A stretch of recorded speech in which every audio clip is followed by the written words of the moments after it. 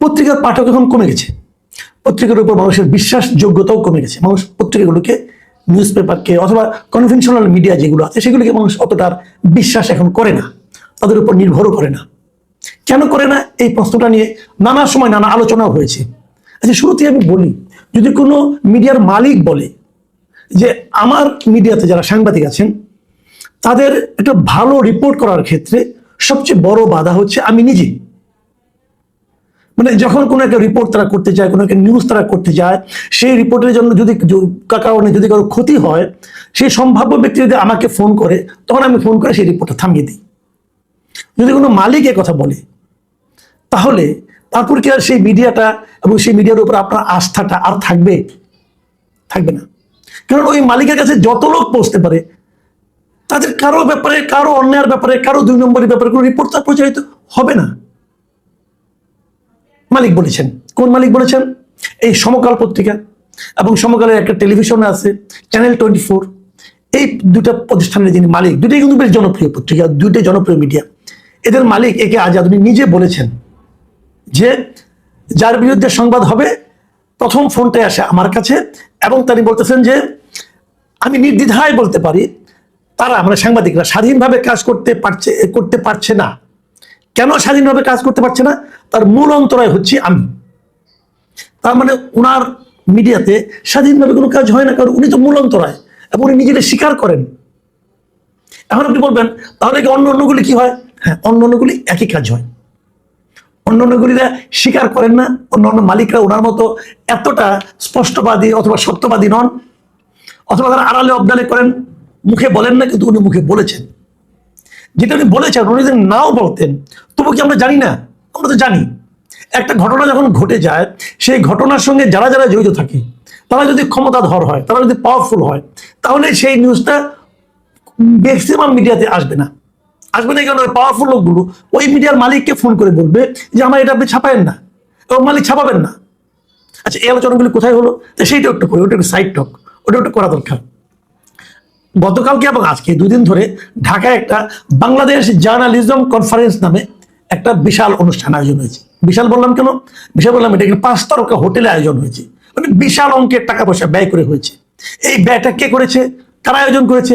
আমাদের দেশের একটা প্রতিষ্ঠান আছে না, বলে মিডিয়া রিসার্চ ডেভেলপমেন্ট ইনিশিয়েটিভ, সংক্ষেপে MRDI। প্রতিষ্ঠানটাকে আমি চিনি, এটা একটা এনজিও আর কি। ভালো দোকান হিসেবে খুব উন্নত মানের দোকান, বিদেশ থেকে ফান্ড টান্ড আনে, এরকম দুটো অনুষ্ঠান করে, লাভ লোকসান কিছুটা হয়, লোকসান হয় না, লাভই হয়। এবং এটার যিনি প্রধান, তাকেও অনেক বছর ধরে আমি চিনি, তার সময় সময় উন্নতি হচ্ছে, আর উন্নতি কামনাও করি, কোনো সমস্যা নাই। তবে উনি কখনো খুব কোনো সাংবাদিক ছিলেন বলে আমি জানি না, তবে উনি সাংবাদিকতা নিয়ে অনেক রকম কাজকর্ম করেন। যাও, এই একটা সম্মেলন হয়েছে, দেশি বিদেশি অনেক সাংবাদিকরা এখানে এসেছে। এবং এটা শুরু হওয়ার পর থেকে আমি দেখেছি এর মধ্যে আমাদের দেশের অনেক প্রথিতযশা সাংবাদিকরা এই অনুষ্ঠানে কোনো আমন্ত্রণ পান নাই। খুব স্বাভাবিক, ওনারা তো সবাইকে আমন্ত্রণ করতে পারবেন না রে ভাই। ওনাদের মোট অংশ নিচ্ছে 550 জন, তার মধ্যে বিদেশেরও বেশ কয়েকজন আছে।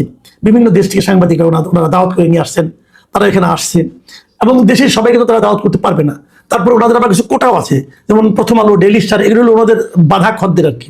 আগে এদেরকে নেবে, অথবা এদের এখানে যারা কাজ করতো আগে অন্য কোথাও চলে গেছে তাদেরকে নেবে, তারপরে যদি কিছু থাকে তাহলে তো অন্যদেরকে ডাকবে, তাই না?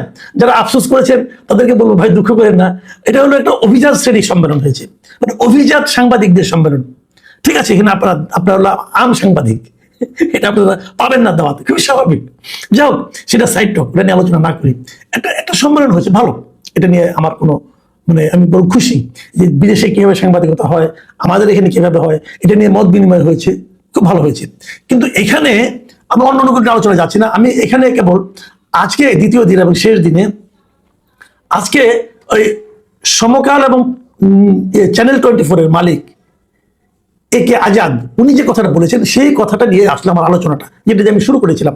মানে উনি বলতে চাচ্ছেন আমাদের এখানে যে স্বাধীন সাংবাদিকতা হচ্ছে না, আমাদের এখানে যে বস্তুনিষ্ঠ সাংবাদিকতা হচ্ছে না, তার মূল কারণ হলো মালিক। এই হলো ওনার বক্তব্য, এবং ওনার বক্তব্যের সঙ্গে আমি 100% একমত। এই জিনিসটাই আমি বলতে চাচ্ছি যে ওনারা পারেন না, চাপ সহ্য করতে পারেন না, কারণ ওনাদের আরো অনেক ব্যবসা থাকে।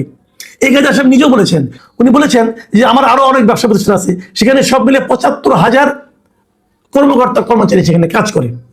তো এদের স্বার্থটা আমার দেখতে হয়।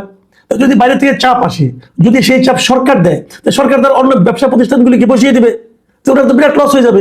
কাজেই উনি এই চাপটা নিতে পারেন না এবং উনি ওই নিউজটাকে থামিয়ে দেন। তার মানে হলো মালিক নিজেই একটা সংবাদকে, একটা প্রকৃত রিপোর্টকে গলা টিপে হত্যা করেন। কেন করেন? এই করাটা কি ঠিক? ঠিক না। তারপরে গলা টিপে হত্যা করার পর যে মৃত সন্তানগুলিকে নিয়ে সংবাদটা প্রকাশিত হয়, ওটা কি আসলে সংবাদ? ওটা সংবাদ না। তা আপনি তো এইভাবে মানুষকে প্রচারিত করতেছেন। কেন করেন ভাই? আপনার ৭৫,০০০ কর্মকর্তা কর্মচারী আছে বিভিন্ন ব্যবসা প্রতিষ্ঠানে, ওগুলোই করেন। আপনাকে মিডিয়াতে আসতে হবে কেন? যে মিডিয়াটাকে আপনি মিডিয়া বানাতে পারবেন না, যেখানে আপনি প্রতিদিন একজন প্রতিদিন কিছু বিকলাঙ্গ সন্তান উৎপাদন করবেন, সেই কাজে আপনি যান কেন? আমি আজাদ সাহেবকে প্রশ্ন করছি, ভাই এই কাজটা আপনি করেন না। এটা করার মধ্যে জানেন কি হচ্ছে? আপনি সাংবাদিকতাকে প্রতিনিয়ত ধর্ষণ করতেছেন। আপনি মানুষকে বোঝাচ্ছেন যে এটাই সাংবাদিকতা, যেটা নাকি একটা বিকলাঙ্গ সাংবাদিকতা, সেটা আপনি করছেন। কেন করছেন? আমি আগেই বলেছি, উনি স্বীকার করেছেন, অন্যরা স্বীকার করেন না। সবাই একই কাজ করেন। বাংলাদেশে সাংবাদিকতার কোনো স্বাধীনতা নাই, বাংলাদেশে কোনো সৎ সাংবাদিকতা নাই। ভাই আমি নিজে আজকে ৩৬ বছরের উপরে গেছে সাংবাদিকতা করি। আমি গত ২-৩ বছর ধরে চাকরি করি না, আমি ফ্রিল্যান্সিং করি। এই কারণেই করি, এই কারণেই ফ্রিল্যান্সিং করি যে আমি কোনো প্রতিষ্ঠানে চাকরি করতে পারবো না আসলে। কারণ চাকরি করতে গেলে ওই মালিকের স্বার্থের কথা আমাকে প্রতিনিয়ত চিন্তা করতে হবে, যা আমি আগের বছরগুলিতে করে এসেছি এবং করতে করতে বুঝেছি যে ওইখানে থাকলে সাংবাদিকতা করা যাবে না। তো বেরিয়ে এসেছি, এখন বলছি কিন্তু। তাহলে আপনারা যেটা করছেন ওটা তো সাংবাদিকতা নয়, ওটা তো বিকৃত সাংবাদিকতা। বিকৃত মানে আপনি সোল্ড হয়ে গেছেন ওই গোষ্ঠীর কাছে। বিকৃত মানে আপনি স্বাভাবিক না অস্বাভাবিকতার মাধ্যমে বিকলাঙ্গতা আপনার সাংবাদিকতার মধ্যে আপনি প্রচার করছেন। কেন করেন? প্রত্যেকটা প্রতিষ্ঠান যেগুলি যে কোনো বড় বড় পত্রিকা আপনি দেখেন, এগুলো কোনো না কোনো বিজনেস প্রতিষ্ঠানের কিন্তু মিডিয়া। ডেইলি স্টার প্রথম আলোতে বড় বড় কথা বলেন, তাই না? ওনাদেরও মিডিয়া আছে। আপনি দেখবেন এই দুটো পত্রিকায় ওষুধ দিয়ে কখনো কোনো রিপোর্ট হবে না, কারণ ওদের নিজস্ব ওষুধ কোম্পানি আছে। ওই ওষুধ কোম্পানিগুলোর মধ্যে একটা ঐক্য আছে, এটা করা যাবে না। KFC, পিৎজা হাট, এগুলো নিয়ে কখনো আপনারা এই ডেইলি স্টার প্রথম আলোতে কোনো রিপোর্ট পাবেন না, খারাপ করলেও পাবেন না। এরকম বহু উদাহরণ দিতে পারবো। কোন পত্রিকাটার নাম মনে করেন? যুগান্তর, এটা হলো যমুনার পত্রিকা। যমুনা গ্রুপে কোনো নেগেটিভ কথা এখানে আসবে না। আপনি মুক্ত কণ্ঠ অথবা বাংলাদেশ প্রতিদিন, বসুন্ধরা গ্রুপের পত্রিকা, বসুন্ধরা গ্রুপের সঙ্গে যার যার ঝগড়া হবে সব তাদের বিরুদ্ধে দুনিয়ার নিউজ ছাপা হচ্ছে। ওদের কোনো সমালোচনা, ওরা যে মাটির ব্যবসা করে, কোনো ২ নম্বরে করে কি করে না, কোনো কিছু পাবেন না এখানে। প্রত্যেকটা মিডিয়া আপনি হাতে গুনে দেখেন, এমন কোনো মিডিয়া আপনি পাবেন না যার বাংলাদেশে জানে কোনো ব্যবসা প্রতিষ্ঠানের না। এবং যদি তারা কোনো ব্যবসা প্রতিষ্ঠানের হয়, তাহলে তারা সরকারের কোনো সমালোচনা করবে না, কারণ তাদের ব্যবসার সমস্যা হবে। পারবে না করতে। আজকের পত্রিকা নতুন একটা পত্রিকা হয়েছে, পারবে না করতে, কারণ ওদের ইউএস আছে, ইউএস বাংলা আছে, এয়ারলাইন্স আছে, ইউএস বাংলার আরো অনেক প্রতিষ্ঠান আছে, মাটির ব্যবসা আছে, আপনার মেডিকেল কলেজ আছে, তারা পারবে না করতে। কারণ যদি আপনার মনে করেন এয়ারলাইন্সের মধ্যে গভর্নমেন্ট কোনো একটা ঝামেলা করে দেয়, ওদের তো শেষ অবস্থা খারাপ হয়ে যাবে। তাহলে নিউজ করা তাদের আরো রিস্কি হয়ে যাবে। এই সবই কিন্তু সত্য কথা। আমার বক্তব্য অন্য জায়গায়। আমার বক্তব্যটা হচ্ছে, যেটা পারবেন না সেটা করতে আসছেন কেন? আপনি আসছেন অন্য কারণে। আসছেন কি কারণে?